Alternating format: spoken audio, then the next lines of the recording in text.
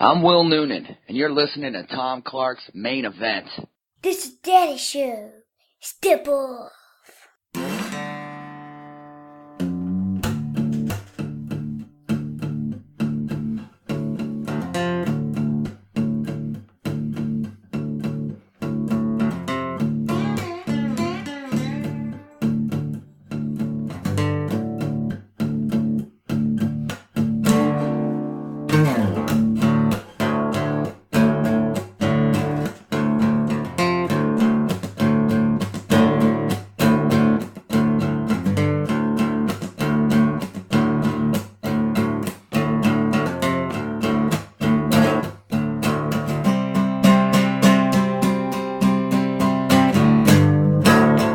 Hey, what is up? Welcome to the program. Thank you for tuning in.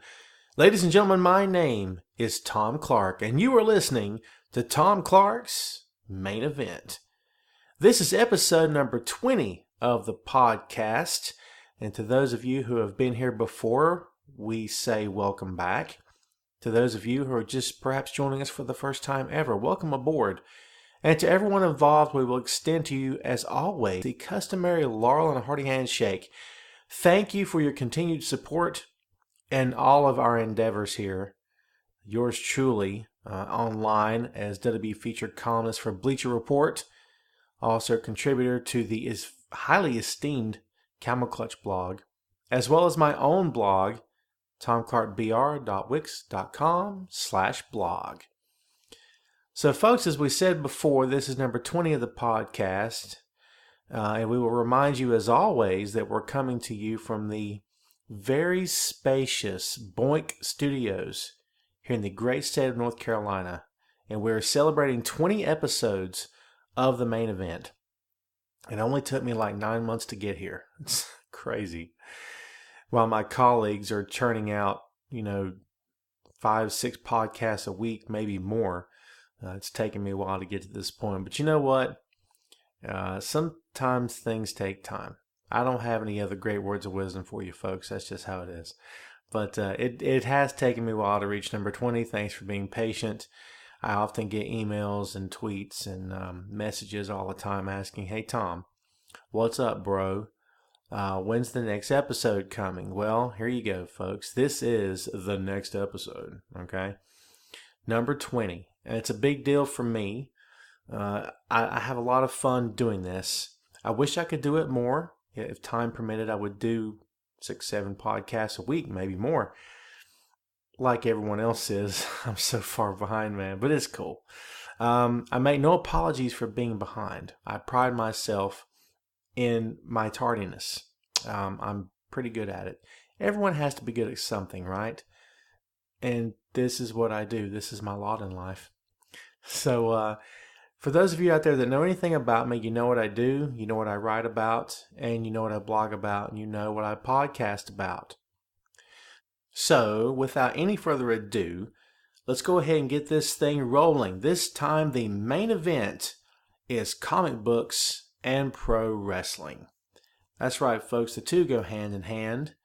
It's always been my opinion. Since before I could walk, I was a fan of the business of pro wrestling and also of comic books. And I think that most young kids either like one or like the other, and probably like both at the same time. It's just something that if you grow up around it, you get involved in it, you watch it or you read the books, and you just sort of start connecting the dots. You sort of start making the correlation between the two industries.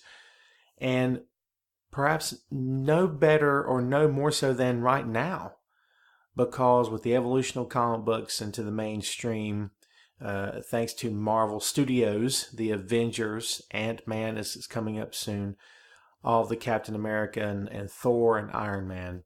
And for a fanboy like yours truly, I'm in heaven, okay? This is what I wanted as a kid. These are the kind of movies I wanted Marvel to put out as a kid. Instead, I got the original Captain America. God help us all. But it's a great day to be a comic book fan. But it's also a great day to be a pro wrestling fan too, man. Despite the fact that the Monday Night Wars are long since over, as of the early 2000s, There's still a lot of good wrestling product out there available that you can tune in to watch. There's other companies besides WWE. There's always your local indie promotions. There's always pro wrestling on TV somewhere on your dial. All you have to do is just find it, man. So it's a good day to be a pro wrestling fan also. And again, for me, the two go hand in hand. They have since I was a kid. They always will. It's two things I'm very much interested in, along with music and books. And I've always been that side of the brain. You know what I'm saying? It's always been me. But it's kind of who I am. My kid, my 6-year-old, is turning out to be exactly like me, which is good and very bad at the same time. So hopefully he'll grow out of one and keep the other, maybe. Let's just hope he keeps my good points and not my bad ones. So there you are. Speaking of my sidekick, he happens to make some guest shots on this episode, as does one of my best friends of all time. I've known this man for 20 plus years, and we will not go any higher up than that because it's, quite frankly, it's just depressing. His name is Greg Ramsey, and he is joining me on the podcast today. As I said before, episode number 20 is a big deal, man. It's a big deal for me. So I had to have a couple of guest stars on here. The audio that you're about to hear was recorded on the road. This is the second time that the main event has gone mobile. The last time being with episode number 19 with the salute that we had to Dusty Rhodes. And this one is, again, about comic books and pro wrestling. This was recorded on Saturday, June 20th. And it took place on the drive to HeroesCon in Charlotte, North Carolina, the yearly comic book convention of the Mid-Atlantic region, the biggest one that we have down here, folks, down south. And yours truly goes to every single year. Been there, been going since 91. And this is actually my kid's third time going. And Greg and I have been going. Usually it's he and I and maybe one other friend who just couldn't make it this year because he sucks. I'm just kidding, Kyle. I love you. You know I do. Except that you let us down again. But anyway, I'll hear about that later, trust me. But no, this is, as we said before, this is a mobile podcast. And what we did was we recorded the first half of the podcast on the way down to Charlotte. And the last half was recorded after we got back to the House of Clark. Okay? And so you're going to hear a little bit of a difference between the drive, of course. You're going to hear highway noises in the car and everything. Then you're going to suddenly hear a lot of dead silence in the background, except for my kid playing Xbox 360. But we're going to talk about the business. We're going to talk about the industry. We're going to talk about the comic book medium and how the two are very similar. A lot of the backgrounds, the themes that interconnect both businesses, and talk about, again, just the connection. How the two have always been sort of side by side. They run parallel to each other. Okay? And for anyone that is familiar with either medium, you know exactly what I'm talking about. So for you fanboys out there who may have clicked on this because the word comic book showed up, I think you're going to get something out of this. And also for you guys who are WWE fans, you're going to get something out of this too. And hopefully you like both. Why not, dude? You know what I mean? Why not? So sit back, relax, enjoy it. Hopefully you'll like it. And we'll feed you the audio here, get it all mixed up. Make it nice and pleasurable to the ears. And let's see what you think. And we're going to come back after the audio and wrap the show up. So here you go, folks. Here it is, episode number 20, the main event, comic books and pro wrestling. Enjoy. Okay, so road trip 2015, Charlotte Convention Center for the HeroesCon. This is a pretty big event for yours truly. And as I promised before, special guest this time. You know him, you love him. Actually, you've probably never heard of him, but it's totally fine. So since we're going to HeroesCon, and this is a pro wrestling podcast, we have to have a direct correlation between the two. So Greg, tell me something. At what age did you decide that you hated your mother? No. That, I don't know where I was going with that. At what age really did comic books and pro wrestling happen? Was it about the same time? Was it Did you encounter one before you encountered the other? How did it happen for you?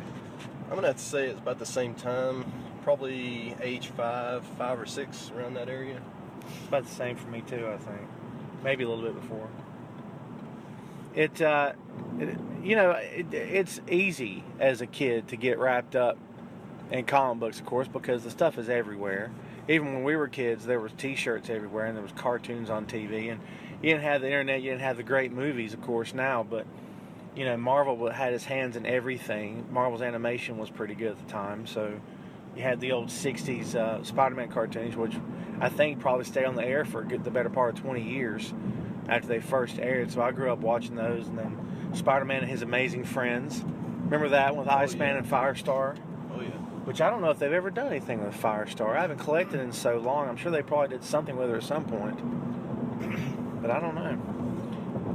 But comic books, to me, were just pro wrestling in print form. And in the reverse, pro wrestling was just comic books come to life.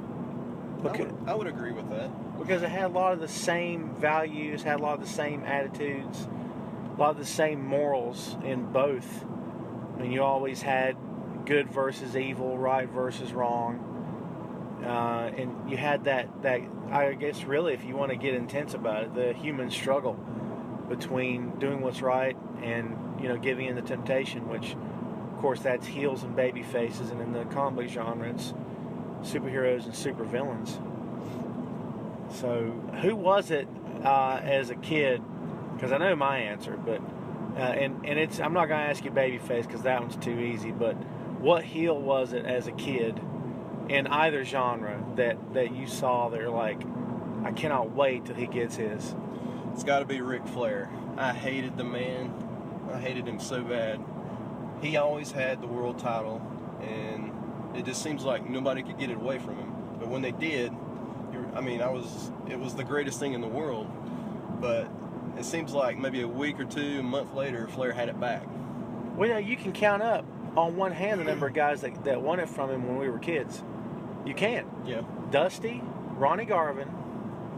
Barry didn't win it until much later. Lex didn't win it until much later. That's when it became the WCW International Championship. Yeah. But, was there anybody else? Maybe a few, but Kerry won it from him. Yeah. In Texas. Yeah, that's right. I remember that. That was, I want to say that was 84. He didn't have it long. Yeah, it was some kind of tour, wasn't it? Well, it was the David Von Erich Memorial. It was held shortly after David died.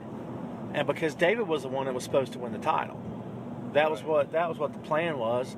And David, as far as, all the Von Erich boys could work, but David was the one that sort of had the NWA stamp of approval. He was the one out of that territory that, people were looking at saying he's the next big thing, because he didn't just have the ring skills. He had the attitude, he had the personality, he had a great work ethic.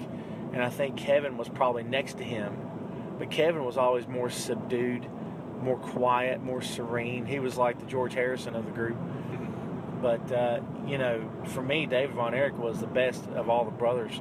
But then Kerry sort of got it by default. I mean, Kerry had a great look, but Kerry couldn't keep himself straight. I mean, he was messed up all the time, all due respect. God rest his soul, of course, but always had issues, personal issues, substance abuse, all that kind of stuff. And, talk about the comic book factor. Later on, he gets to WWE, and they take that whole modern-day warrior gimmick and they really push it, which they'd always call him modern-day warrior, but it's that idea that a pro wrestler can just become larger than life. So to you, Flair was the larger-than-life heel because he always won, right? And, he did his job really well. He was so believable. He was arrogant and flashy. He was the man. Did jealousy play a part in it for you? As a kid, were you jealous of his money?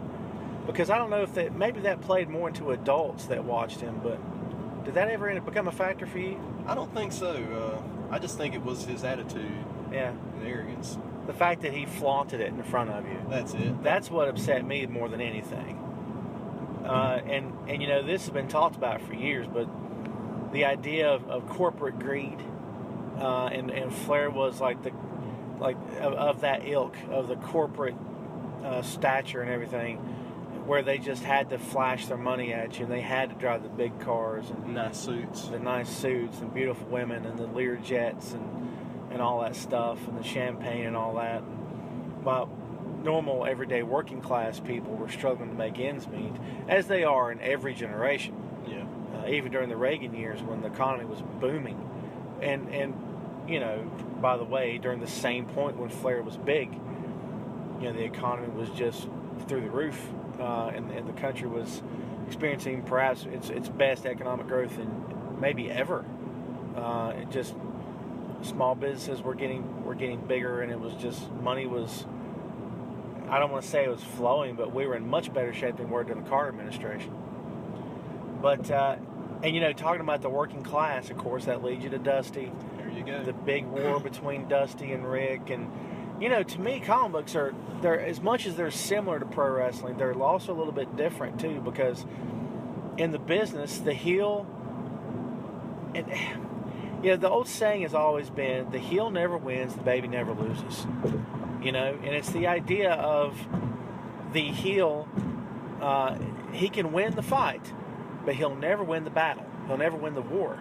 He'll never get the fans behind him. Exactly, and he'll never get, like at the end of the day, he won't be the last guy standing. And the babyface can lose today, but he'll never lose in the end. Right.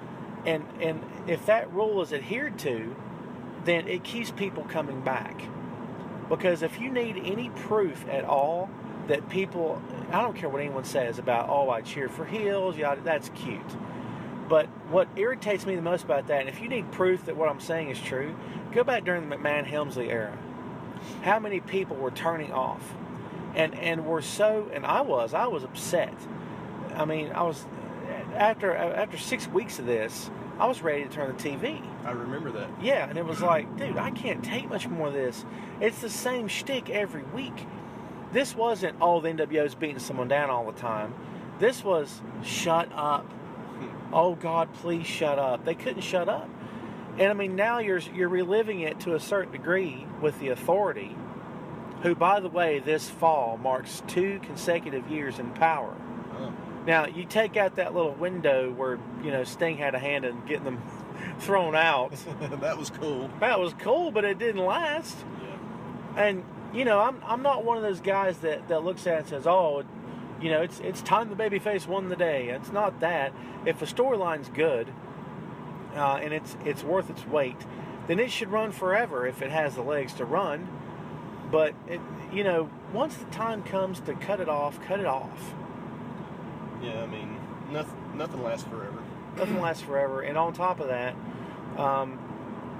you know, really from that company's perspective, what better do they have right now? That's probably how they're looking at it. What else have we got, man? It's true.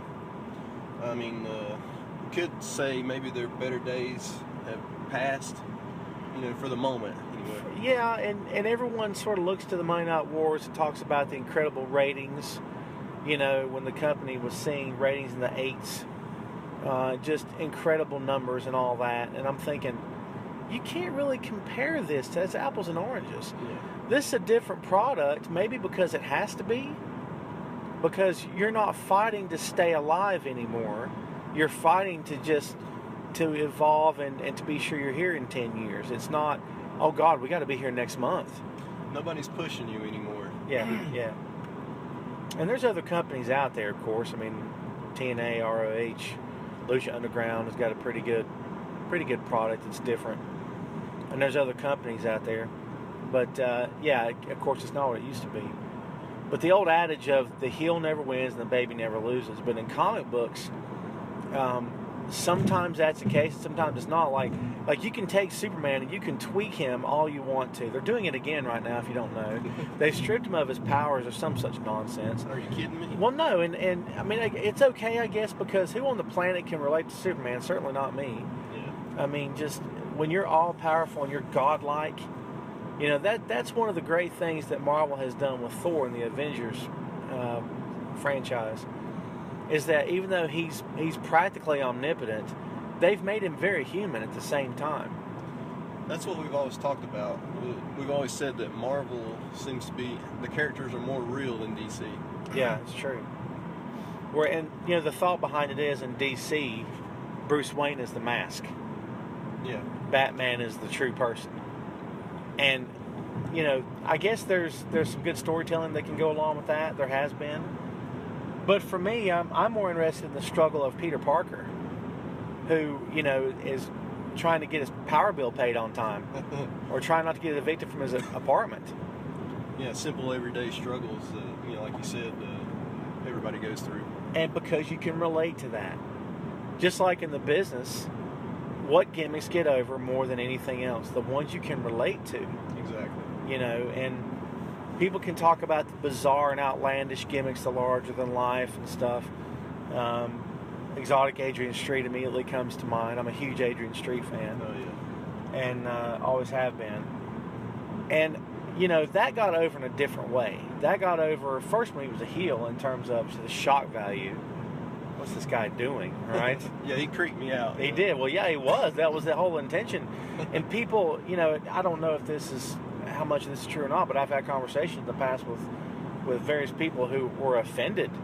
They go back and watch that stuff, and I'm like, it wasn't even about the homosexual aspect. It was about trying to get under your skin. Yeah. Because his valet was his wife, and still is, I believe. Linda's still his wife. So, it's all about mind games, just like Gold does, playing psychology. Just Undertaker, same aspect. Bray Wyatt, same idea. Where Finn Balor, when he's as the demon, Yeah. the same concept of, your opponent is standing there. He's in the ring. He's cocky. He's smug. He's arrogant. Then the lights go off. The creepy music happens. The fog starts coming in. The fire goes off. You're crawling around, or you're walking around, or you're prancing down the ramp, or whatever it is you're doing, and you're so completely into your own little world. $10 says by the time you get in the ring, your opponent is either out of the ring or he's stopped smiling. And that's the whole point, is that you're playing mind games with your opponent. Yeah, you wanna see that smile taken off his face. Yeah. And it's I love that idea, and that's why it works. That's how it works. And to anyone watching the business who's not a fan or doesn't understand how it works is going to look at it and say, "Well, who's this idiot?" Well, you don't get it. You know what I mean? But for fans of the industry, then you know what you're watching. But I go back to Dusty and the struggles that he had with Flair, and again, it's good versus evil, right versus wrong, and the whole concept of the hero's beaten down. He's beaten down, and Dusty, a huge John Wayne fan, took a lot of his storyline ideas from John Wayne movies, and even his expressions and the catchphrases, the things he said, were inspired by John Wayne. And he could just take a line from a John Wayne film and write an entire storyline about it. And he was that good. And just coincidence, sheer coincidence, I guess maybe you could call it, Dusty passed away on the same day as John Wayne did. Really? Yes. Wow. It's funny how life works, right? Yeah. That's I don't know if you want to call it karma, if you just, to me, that's very fitting. Yeah. I mean, we didn't want to lose him, obviously, but I think if you could ask Dusty, how do you want to go out if you have your choice? Brother, I want to go out on the day that the Duke passed away. That's pretty cool. Can you imagine? I mean, if you had your choice, I mean, Dusty, what else would he have chosen? Oh, exactly. I mean, he rode off into the sunset just like the Duke did. Yeah. But, again, it's that whole idea that the hero is beaten down, that you don't see any way for him to possibly get back up. And, I get why they changed Superman. I get why they changed Batman. I know why Spider-Man has to go through such turmoil. Because you want people to keep tuning back in. You want them to keep buying the book. And while this is on my mind, it kind of correlates to WCW when they weren't changing the product, back in the late 90s.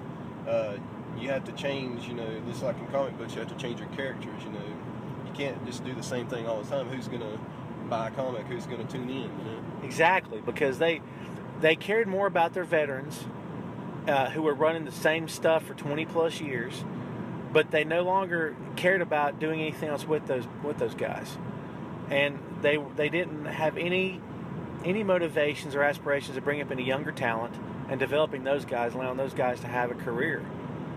And a very good point. And how does that translate to today? Well, the top guy in WWE will not change. He will never change.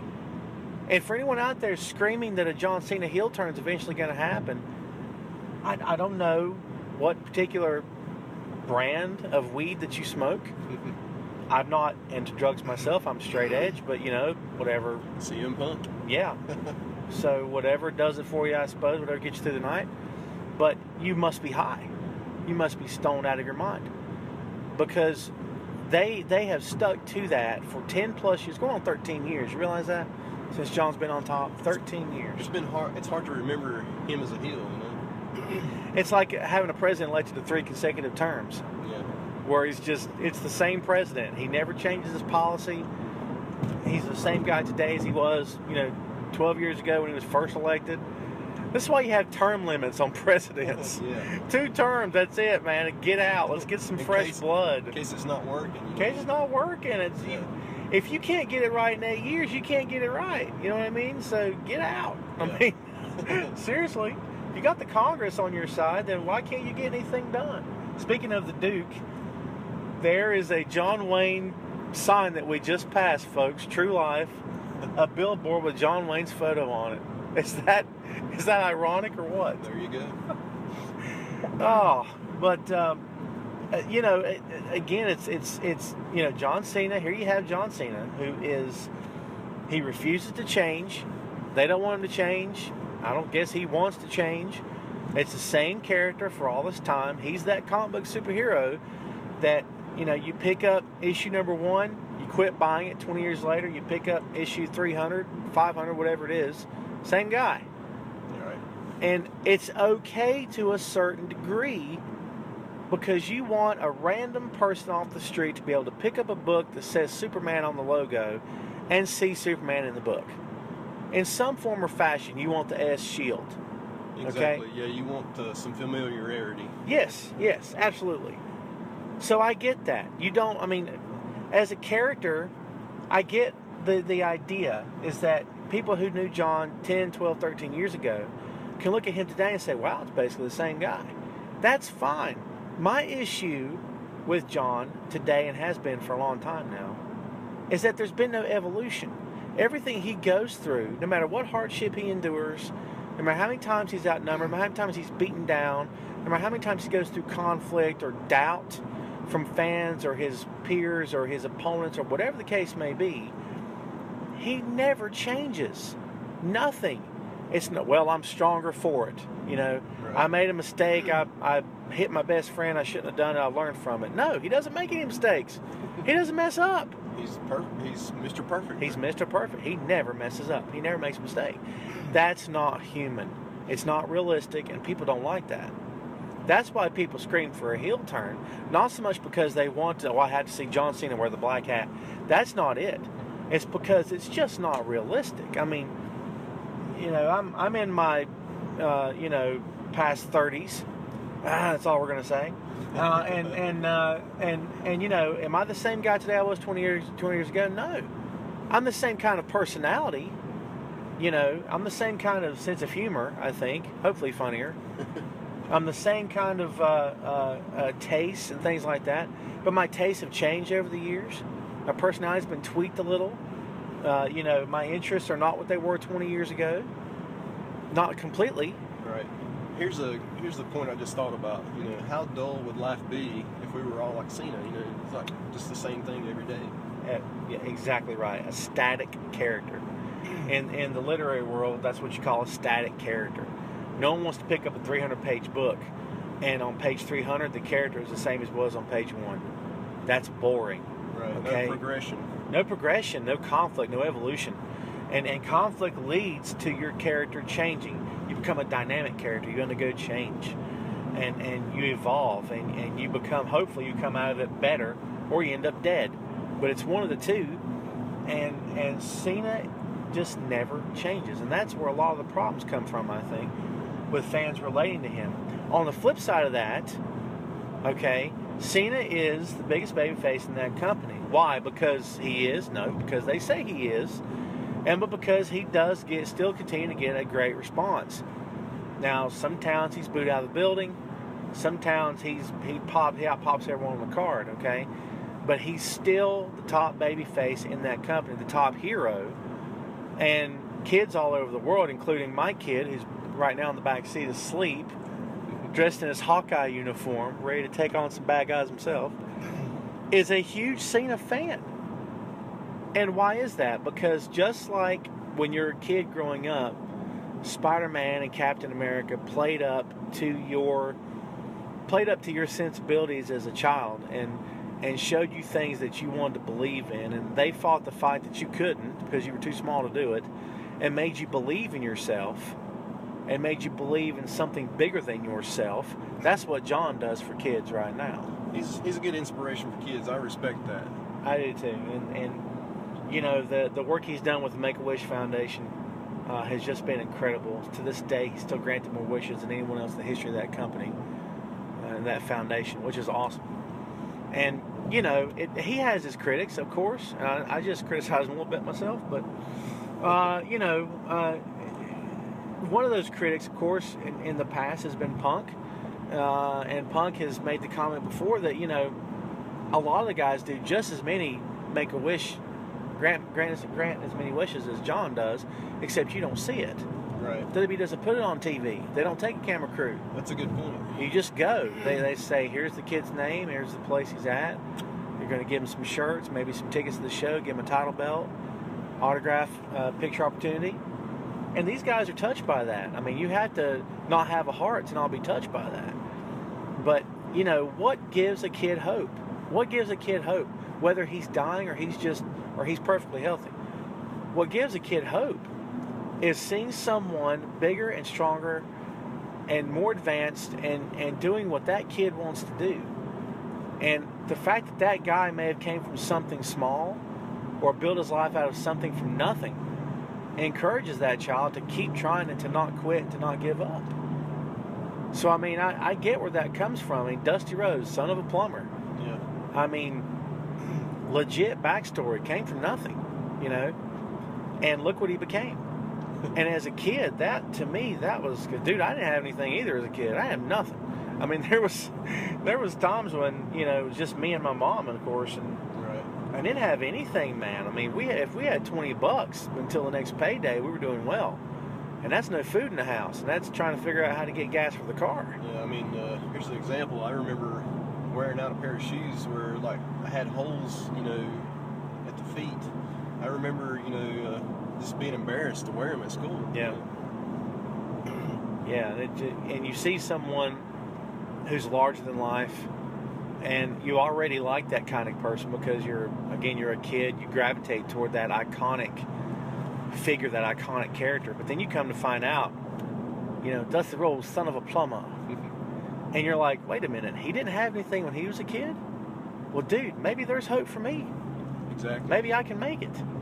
Maybe I'll be okay. And you know, Clark Kent, farm boy, Kansas. Yeah, he's not rich like Lex Luthor. Exactly, yeah. Or Bruce Wayne, right? Yeah. And as much as people can relate to Batman, you can't relate to how wealthy Bruce Wayne is. You can just relate to the fact that he has no powers. Because that's what he has going for him in DC. Well, Batman doesn't have any powers. Well, there's a lot of characters in the Marvel Universe that doesn't have any powers either, but we don't talk about them. You know, and it's just... to me, it's always been a question of what are you into? What do you like the most? What speaks to you as a kid? And I defy anyone to tell me that as a child they didn't like Hulk Hogan, that they didn't like Dusty Rhodes, because at the time there was no difference. They were pretty much the same kind of character, and they were all heroes to you. And you grew up watching pro wrestling. Now, having said that, let's put an asterisk by this and say this: that I grew up as you did, an NWA baby for sure. I knew what the WWF was. I didn't care for it. I liked Hogan because, again, I was a kid. And I liked a lot of the other baby faces in that company, too, because I was a kid. I mean, it's like you said, you just gravitate towards them. It's true. But when Dusty and Rick started talking about the paper champion up north, and I started getting a little bit older, and I started to realize, dude, I think they're talking about Hogan. Yeah, they had to have been. Because, you know, back in the day, you didn't mention the other company on the air. Ever. Yeah, it was taboo. It was. And you didn't. Because to mention the other company on the air is to give them publicity. Yeah. It's to get people turning the channel. As Tony You don't want that. Yeah, as Tony Schiavone did when he said tonight Mick Foley's going to win their world title. When they made their biggest mistake. Yep. Because it was downhill for them after that. That was the first night that the company, WWE, had gotten the ratings back. And it's like, you didn't do that back in the day. You didn't mention the competition on the air. Ever. Right.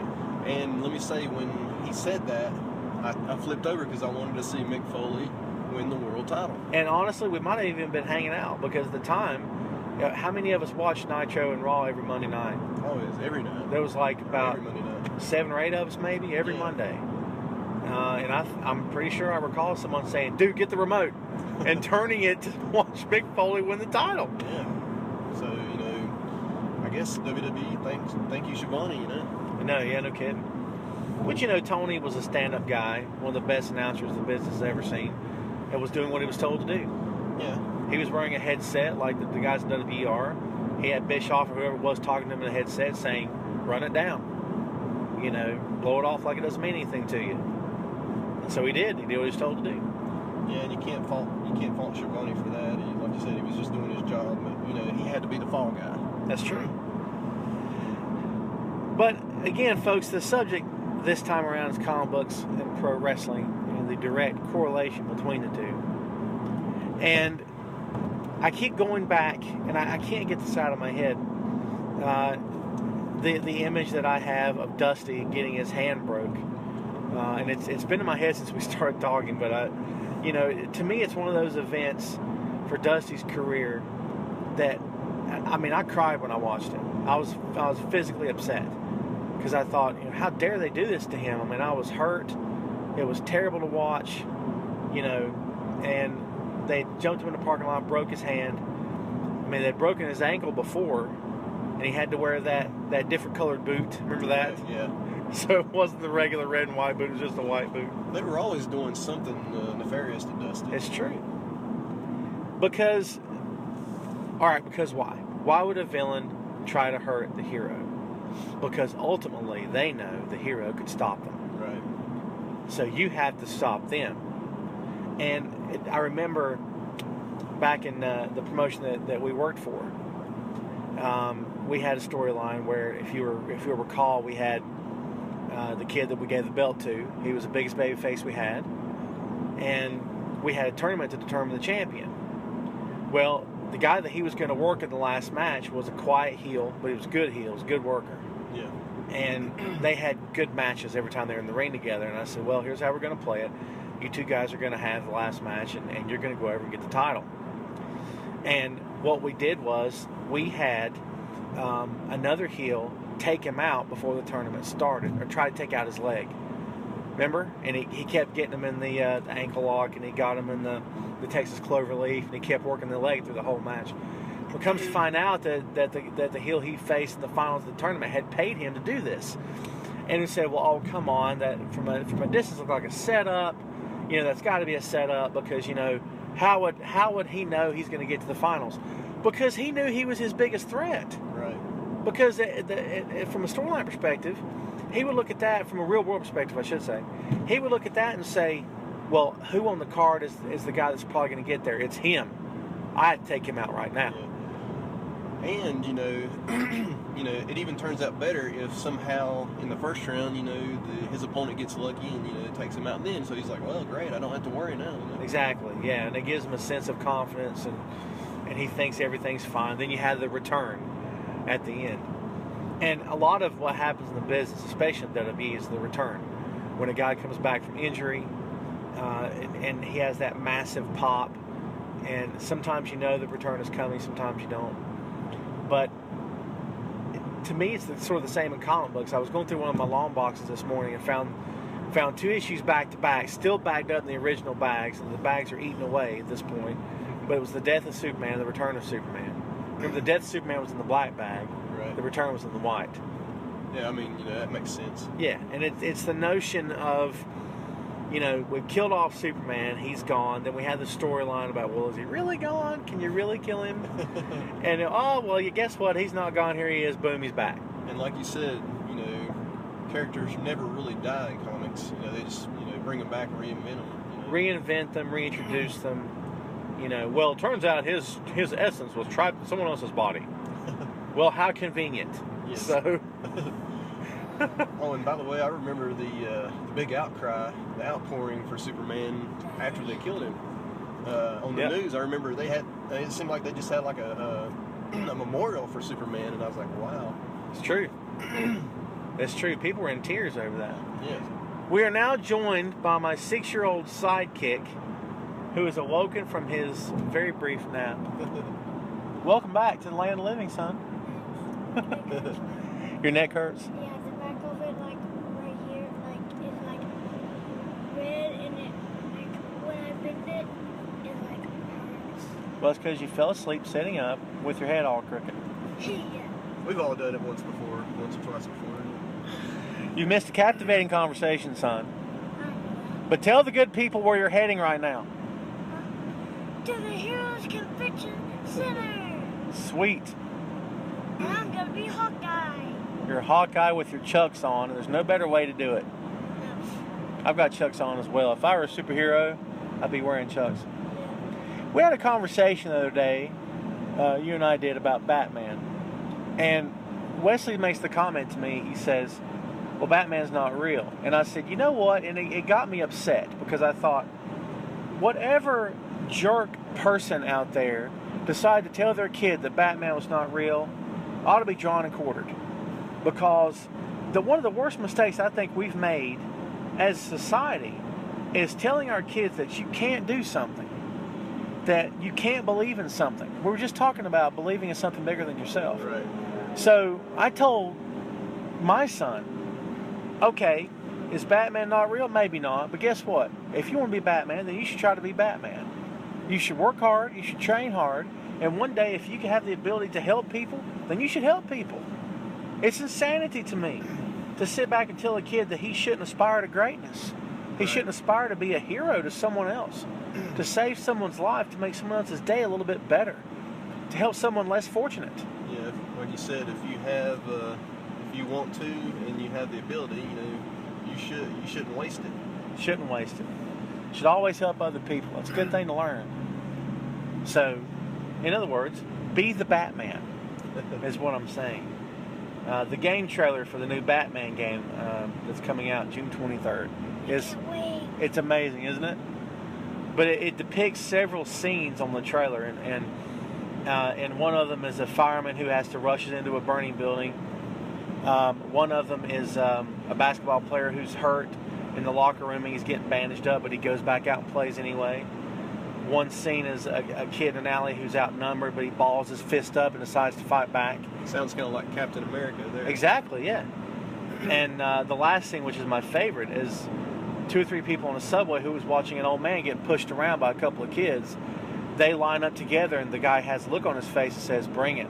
We're not going to allow this to happen. And, to me, that's what a great baby face is, but it's also what a great comic book superhero is.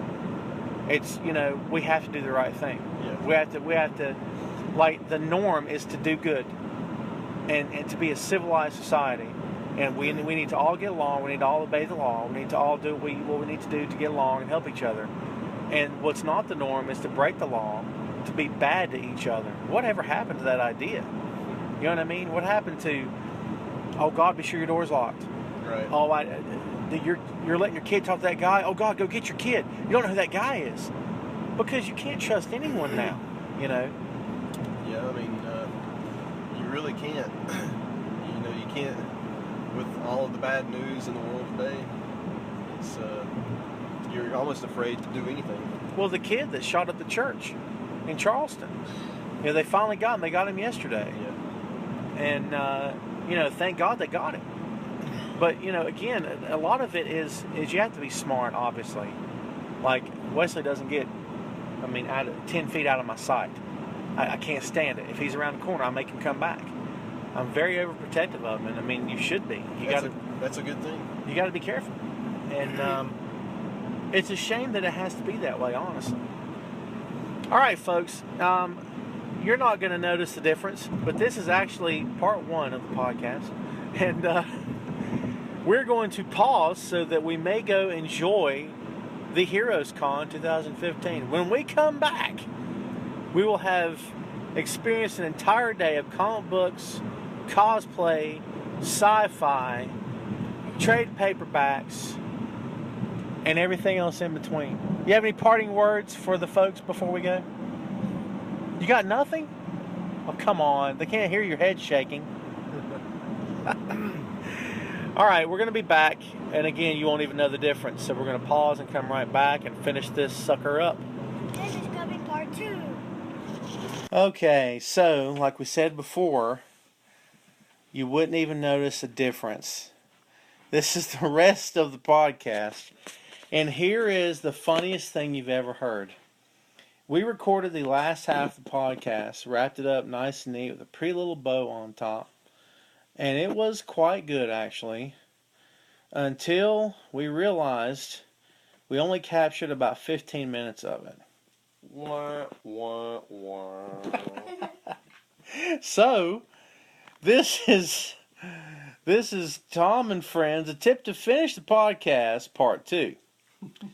I'm not going to sit here and try to rehash everything we talked about because, you know, you can't improve on greatness, so, or recall it at times, I suppose. But we can talk a little bit about some of the highlights of the con, what we enjoyed about it, other than the fact my feet are absolutely killing me. Yeah, that's always the downside. Yeah, so am I. I think My feet are killing me from walking all day. You're 6, knock it off. 8 straight hours of walking, technically. I think we all need hover rounds when we go to the con. That would be amazing. I really would like to get a mark cart. Would be nice. Yeah, that would be awesome. You know, could the just pile your basket. stuff- Yes. basket, pile your stuff in there. That would be awesome. Just get me a mark cart, and I will be happy. And then I can complain that stuff's stacked too high that I can't reach it. And those comics off the top shelf. Could you reach me the Iron Man? You people quit carrying that Thor bust I was looking for. Every time I find something I like, you quit carrying it. This is grocery store humor, folks. I'm not even going to get into the reasons why we're making those jokes. Okay, so HeroesCon 2015 is in the books. Everyone had fun. It was quite pleasurable. Lots of great folks at the con. I have to say, 20 plus years of going to this, I don't think I've ever had a bad visit. Everyone's always good spirits. People are just there to have fun and enjoy the business of comic books. And as we've said before during this entire podcast, the business of comic books is very similar to the business of professional wrestling. And we saw it a lot today with the costumes.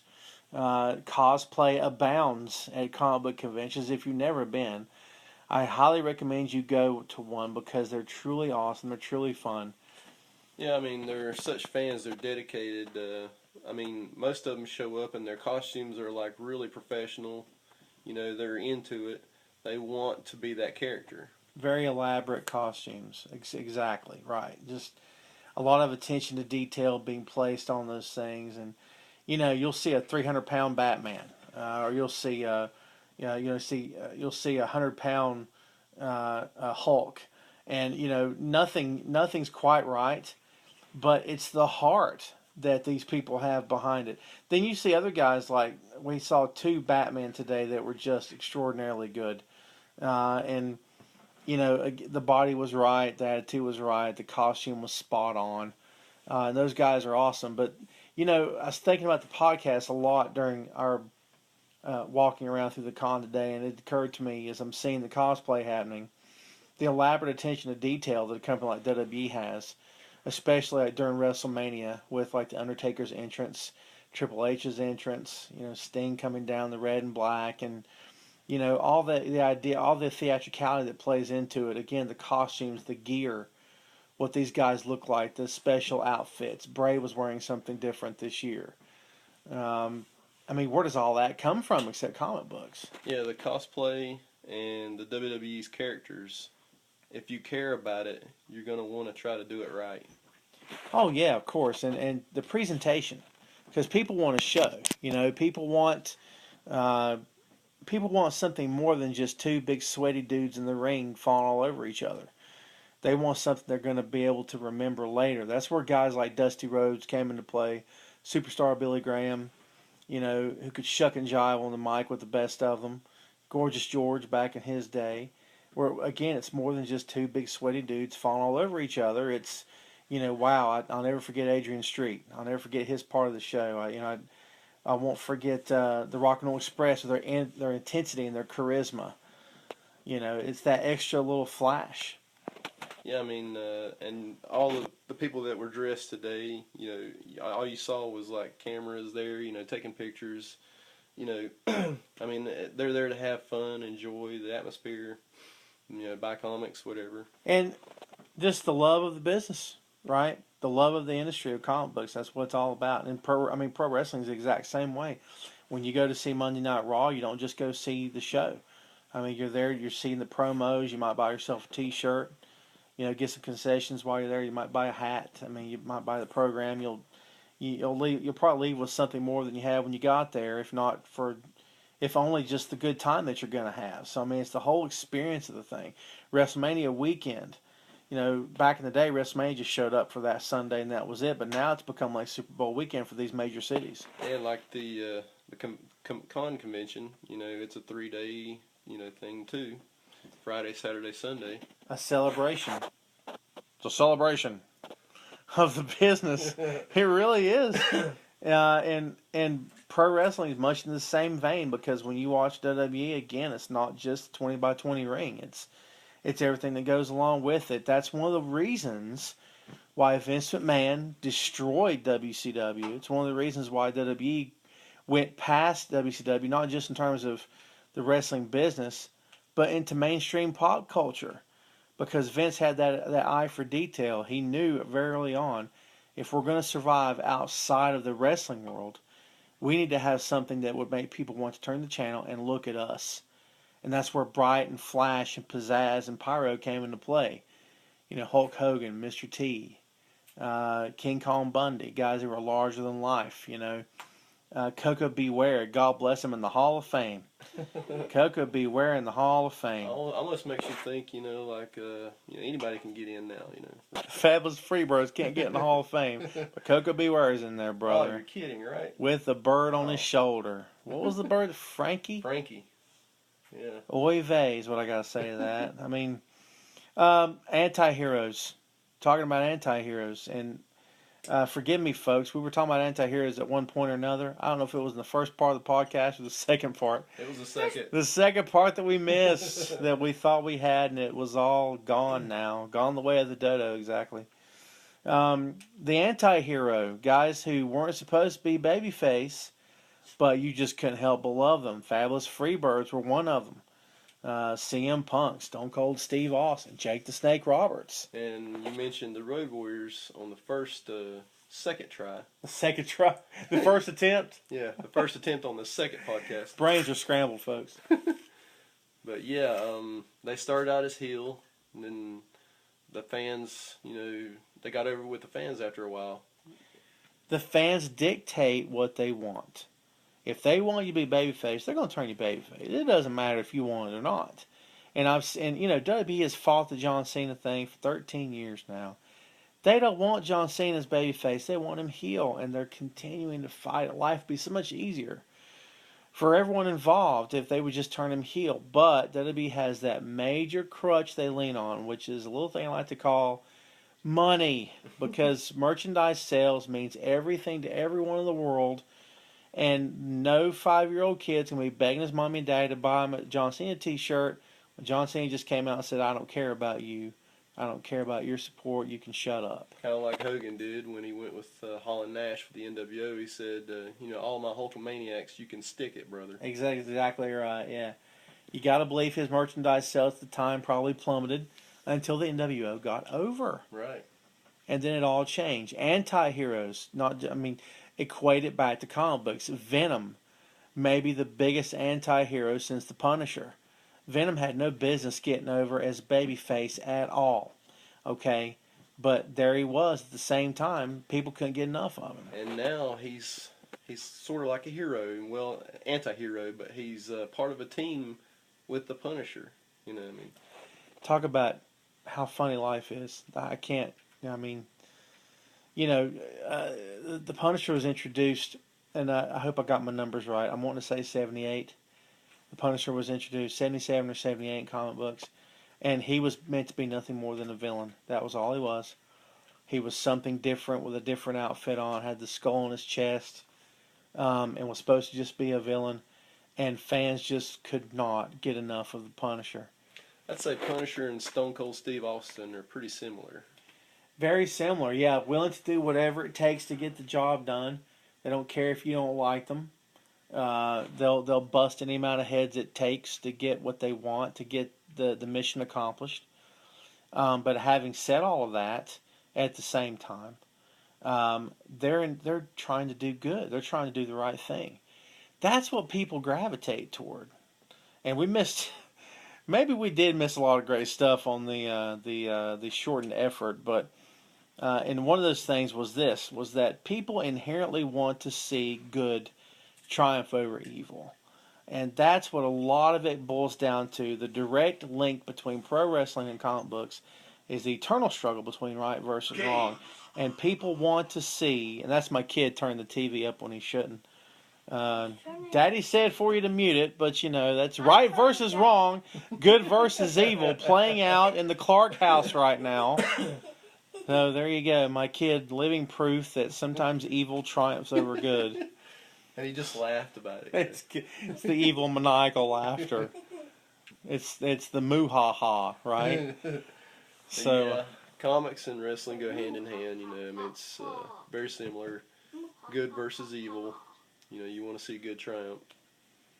Exactly right. Yeah, and heels are fun, supervillains are fun, but just like in comic books, if to have a strong protagonist, your antagonist must be equally strong, if not more strong.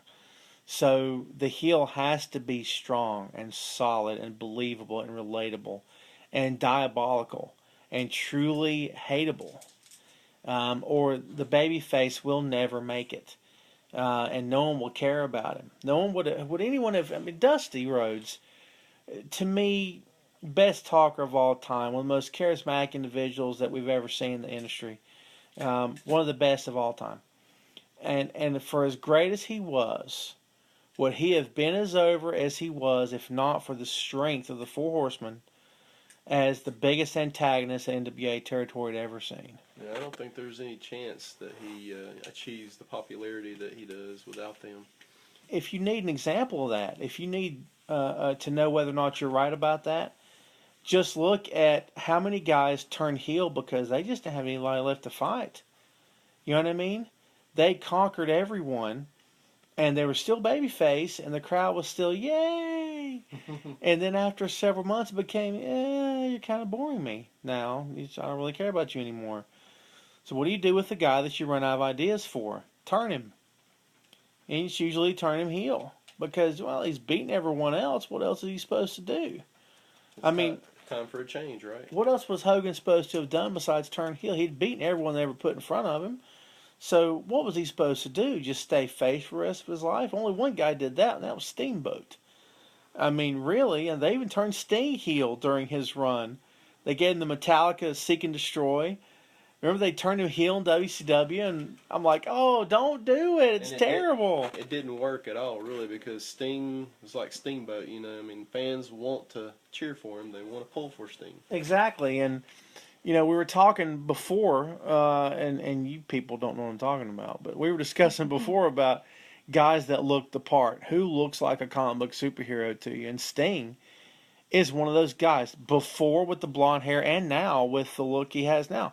He looks like a comic book superhero. He does. He just absolutely looks the part for his entire career. talk about the gear and the costumes and everything that goes along with it. Guys that just look the part. And Sting, like one of the anti-heroes, as we were saying before, but, good versus evil. And a lot of people scoff at that. I've heard the question put before, does the business still need heels and baby faces? Do you still need that? Yeah.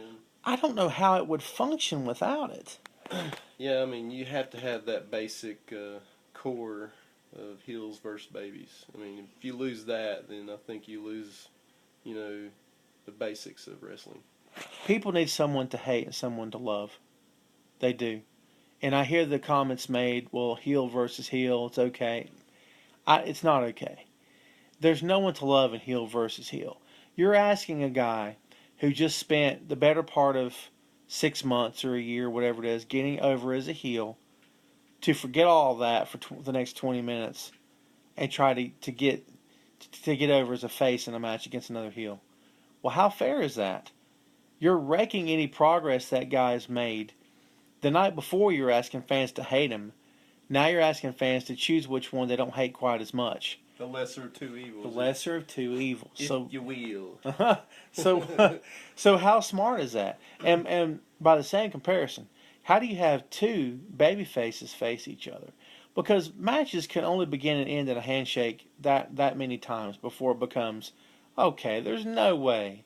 These guys tried to destroy each other and they come out of it shaking hands and hugging. Oh, and they're there competing. They both want to win, so tensions are gonna grow. Exactly, because according to kayfabe, professional wrestling is a legitimate athletic competition where two guys are actually trying to win the match. Kayfabe, of course. But if you care anything about that, it's unheard of these days to care about kayfabe, especially in that company. But if you care anything about kayfabe, then it all comes down to let's stick to storylines. Let's stick to what our characters would actually do, what they would actually say. And that leads me to a point about comic books. Storyline is everything. The big crossover events that we've seen in comic books, the die-cut covers of the 90s, the holograms and multiple covers and variant covers and limited edition covers, all just fluff and promotional materials to get you in to buy the books and to spend the money and hopefully get you hooked to keep buying the books and spending the money. But if the storyline's not there, who cares? Yeah, I was getting ready to say, if it's a good storyline, I'm going to continue to buy that book and read. I want to see what happens next. Same thing in the business, right? Right. If the storyline's not there, you're not going to care about it. You could have the best workers in your company, the best heel and the best face. If the story sucks, then who's going to care about it? I mean, who's going to waste time tuning in if every time they tune in they go, man, where's this going? How many times have you watched something in that company and said, where is this going? What is this? And to me, I get lost and not lose interest, but I want so much to get into what I'm watching in pro wrestling that if you don't get me by the second or third match, you're probably going to lose me. Because I'm going to start tapping out. I'm going to be like, okay, you had your chance. Keep running your mouth. I don't care anymore. You have to make me care. Case in point, the Bella Twins. Who I care about the Bella Twins less than I care about the couch I'm sitting on. This couch is pretty comfortable. And I care. And the floor is very comfortable. A lot more comfortable than anything that Bellas have ever done in WWE. So let's get this straight. Let's hit rewind. The Bellas were both heel. Then they both turned babyface. They decided to split them up and turn Nikki heel. She pushes Brie out the chair on Monday Night Raw and says, I wish you'd never been born. I wish you'd died in the womb. Beats the living snot out of her. For the next 2 days on Instagram, Brie and Nikki both are on Instagram. They're both tweeting. Bree smiling in photos with Daniel Bryan, as if her family didn't just implode on live television. Next thing you know, Bree's helping Nikki win, even though she spends the better part of a month talking down to her, treating her like dirt, making her her manservant. I mean, she made Bree become Jerome to her Morris Day, right? And that's how it was. And Bree had to do everything that Nikki said to do. The next thing you know, Bree's not reluctantly helping Nikki. She's intentionally helping Nikki. So now they're both heel. Like overnight, almost. Overnight. Okay, it's not. I'm not done. So then they're both heel. Oh, we don't like you. We're cover girls. We're this, we're that. And AJ comes out and says, "Oh, I want to be a wrestler. You're just models. I care about the ring. Yada yada yada. Blah, blah, blah, whatever." And then with the past couple months or so, suddenly, Nikki and Brie are turning face. I'm sorry, what? So they're waving and smiling to the fans as if they were never heel. Okay, are you asleep yet? And so then suddenly twin magic starts happening again in the matches against Paige, and they start cheating to win as they did before, and now suddenly they're heel again. And somewhere among all that noise, they lost me. I don't care. I've never cared. You had the best opportunity of your life to make the Bellas something more than just cover models, to make it deep and meaningful and mean something and put some real story, put some real meat to it. When you had her push her out of the chair on Monday Night Raw and said the horrible things she said to her sister, that could have been the beginning of something really special for them, very intense. Owen versus Brett. I mean, that kind of, oh God, I cannot wait to see how's Brie going to come back from this. When you go live on social media within 24 hours with photos of yourself smiling with your husband, Daniel Bryan, I don't care. It kind of ruins it. You lost me. I don't care. Imagine if the night after the Horseman rubbed Ricky Morton's face on the locker room floor and cut him all to pieces, if you saw Flair and Morton the next day hanging out at the Hardee's or something or whatever. I mean, they just ruined, everything they built up, probably months. Probably, yeah, just absolutely destroyed it. And anyone that sees that, do it enough times, and no one's going to care. That's why no one cares about the Divas. Anyone out there listening who cares about the Divas, I feel bad for you because you're just wasting your time. Because you care about a division that company has no second thoughts about burying as often as they can. They are done with the Divas. The only purpose the Divas serve at this point is to be on the friggin' TV show, man. Total Divas. It's the only reason they're there. That's it. Pretty much just eye candy, right? And it's what that company wants. They've wanted it for a long time. And people can sit back and blame this, but it's WWE's fault. They don't care about the Divas, so why should we? So, storyline in professional wrestling. Very similar to storyline in comic books. If you don't care, I'm not going to care. DC has these major crossover events, these time-traveling storylines, the alternate reality storylines. Marvel's following suit and has done it for a long time. I haven't collected religiously in several years. I don't know what's going on now. I saw stuff at the con today. I can't even put my head around what's happening anymore. And it's not that I'm against any of it. I mean, you do what you have to do. Comic books like pro wrestling is still a business. You still have to make money. At the end of the day, you still have to make money. You got to make people happy. You got to give people what they want. You got to stir things up, make people keep coming back for more. If everything beginning and ended with a smile, no one would care. There has to be conflict. There has to be change. There has to be evolution. There has to be cliffhangers. There has to be good guys win in the end until issue number 2. Heel never wins, baby never loses, right? So that's what you have to do. Well, let me just say, the villains can succeed for a while.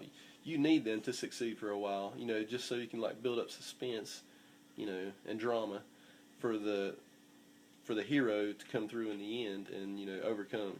That's right. As we said before, the heel can win some matches. He can't win the war. He can't. You can't. The NWO could never truly succeed because it could never win in the end. And Vince McMahon has this figured out. Except now with the Authority, which is, again, 2 years straight, minus a month or so. But Vince McMahon figured out a long time ago. Remember the Invasion storyline?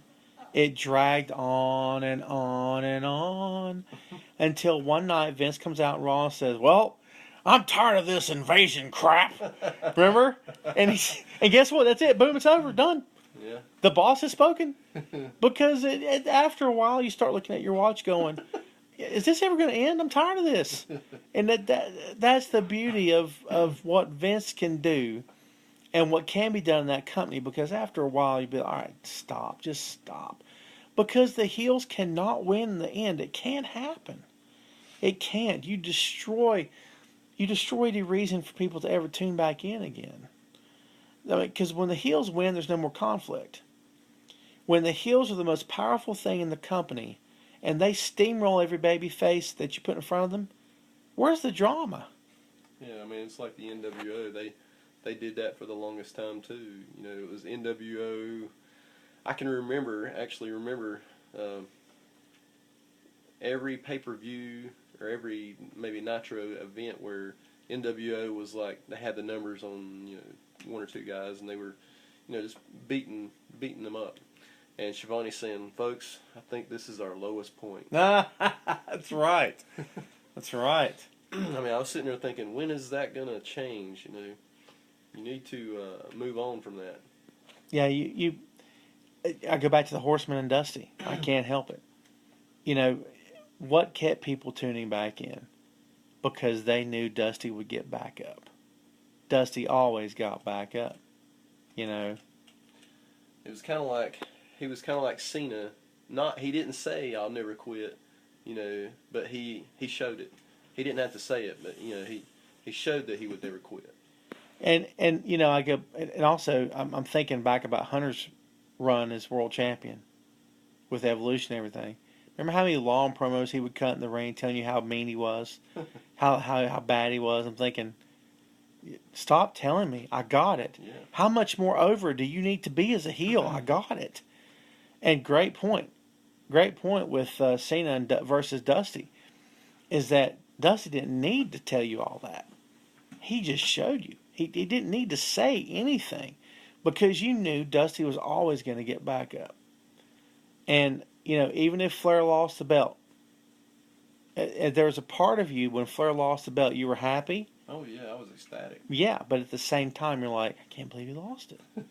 Yeah, it was like a shock. You know, a shock to the system. You're like, wow, did I miss something? Did the referee count too fast? Or It's the end of an era. He lost the title. We can get it back in a month, but at the time you didn't know that. Yeah. Know. But it's that notion that Flair can, even though he loses, he's not going to go away. So the conflict is still going to be there. You can't help but tune in again next week. I mean, yeah, at the time, you know, he lost the title. Okay, you're like, oh, great. You know, Dusty's going to have it, you know, for a year, maybe two. But, you know, I mean, Flair, at the time you didn't know Flair was such, you know, a good worker, good on the mic. You know, you needed him to be, you know, sort of the face of the company. Exactly. And you know, and Dusty was the man, no doubt about it. Dusty was the head booker for Crockett for a long time. He was writing storylines. He was behind the scenes. But NWA, the board of directors, the guys that voted on who had the title, Rick was their guy. Dusty was a great attraction. Made a lot of money. But they didn't see Dusty as being the guy. They saw him as being a great guy, a great number two guy. And maybe it's sort of John Cena and CM Punk. You know, maybe it's going to be Seth Rollins and Roman Reigns, or Seth Rollins and Dean Ambrose, where you have number one, number two. Not to say that they can't switch places. They can always switch places. Austin and The Rock. Right. Number one, number two. You can always switch the belt. You can always switch places. You can always do that, okay? But the one guy is considered the biggest over the other. And sometimes they're on par. Sometimes one's a little bit bigger than the other. But you always got to have that one top guy.